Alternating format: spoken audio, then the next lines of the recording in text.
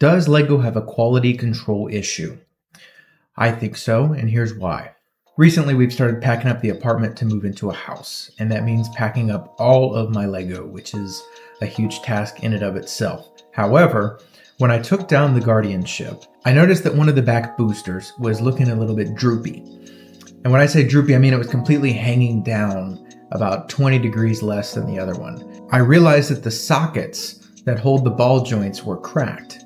And this is kind of weird because I only built this set a couple years ago, and I don't play with the sets. I just kind of build them, put them on display, and that's it. I'm just wondering what the long-term implications of this are, because all it did was hang there.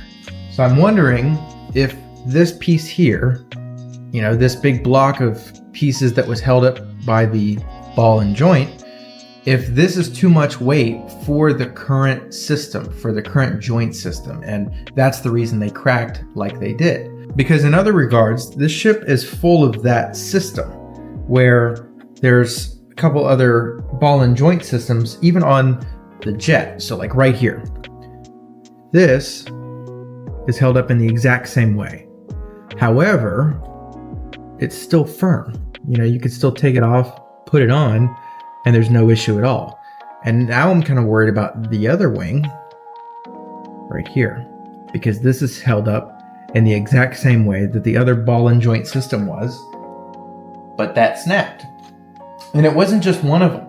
So when I looked at the droopy wing, I had to kind of take it off. And when I did, I noticed that both sets of joints were cracked completely. So even if I had put the wing back on it the way that the instructions intended, there would still be a huge gap because there's no clamping power anymore in those pieces. Now, long term, it's not a huge deal because I can just replace those two pieces, but I'm wondering if on the Lego side of things, they've not tested the ball and joint system for that amount of weight. And so now I'm worried about the new Milano set that came out on August 1st and whether or not that's going to be affected in the exact same way. Let me know if you have this set and if you're experiencing the exact same issues that I am.